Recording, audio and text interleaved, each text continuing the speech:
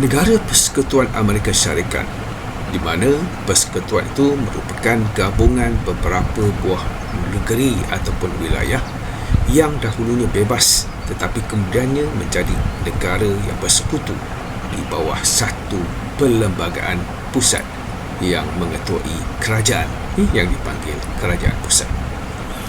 Kalau di Amerika ini, kerajaan pusatnya berpusat di Washington DC. Ini kalau di Malaysia, pusat persekutuan atau kerajaan pusat persekutuan itu di Putrajaya. Faktor yang memungkinkan sesebuah negara itu membentuk negara persekutuan. Pertama, mempunyai pertahanan sesebuah negara itu lemah untuk menghadapi ancaman kuasa luar. Kalau ada banyak negeri, maka dia sukar untuk mewujudkan satu tentera persekutuan sebab hanya ada banyak negeri. Jadi setiap negeri nanti mungkin ada pertahanannya sendiri. Jadi itu tidak menjamin sesuatu jaminan keselamatan kepada keseluruhan wilayah itu. Itu sebab yang pertama. Sebab yang kedua, kedudukan akan lemah jika mereka menjalankan aktiviti ekonomi secara bersendirian. Begitu juga kalau setiap negeri itu berdiri sendiri.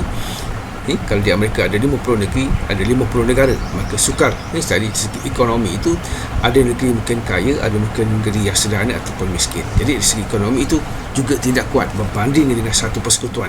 Ini akan membentuk satu kekuatan ekonomi dalam kuantiti yang besar, dengan jumlah penduduk yang besar, hasil ekonomi yang banyak, serta kepelbagaian kegiatan ekonomi itu boleh dilaksanakan.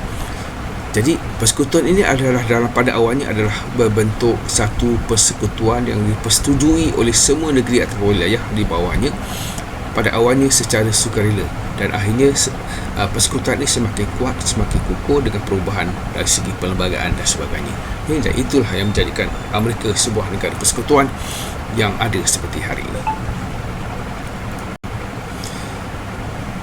Mari kita lihat struktur persekutuan seperti mana yang ada di Amerika Syarikat ini. Struktur itu akan menunjukkan bidang kuasa masing-masing dalam perkara-perkara tertentu. Contoh, kerajaan persekutuan Amerika terdiri pada 3 kerajaan.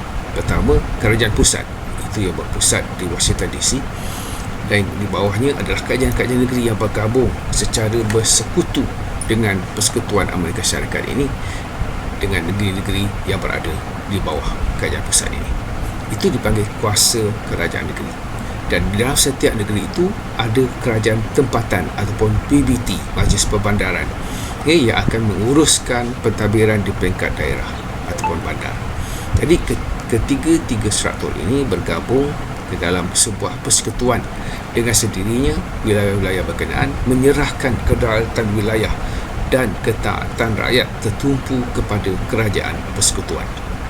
Kerajaan tempatan, kerajaan negeri, kerajaan pusat yang mengetuai persekutuan. Jadi ada bidang kuasa kerajaan pusat dan bidang kuasa kerajaan negeri serta kerajaan tempatan.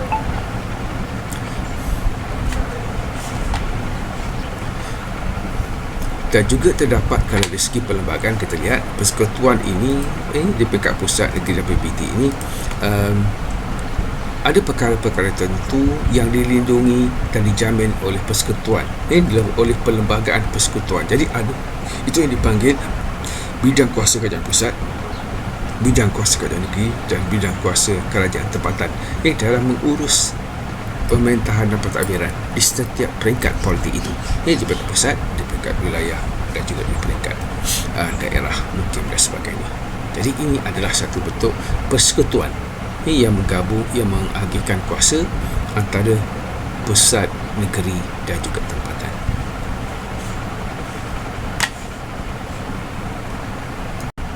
Dari segi perlembagaan, perlembagaan Amerika Syarikat memberi kebebasan kepada negeri-negeri untuk mengubah undang-undang yang berkaitan dengan adat dan budaya tempatan. Kerana setiap negeri mempunyai latar belakang dan sejarah yang berlainan. Amerika Syarikat mempunyai 50 buah negeri dan saiznya luas, di mana penduduknya terdiri daripada berbilang kaum. Jadi negara persekutuan yang dibentuk daripada 13 buah negeri yang pernah menjadi koloni British. Itulah yang awal yang membentuk negara Amerika Syarikat.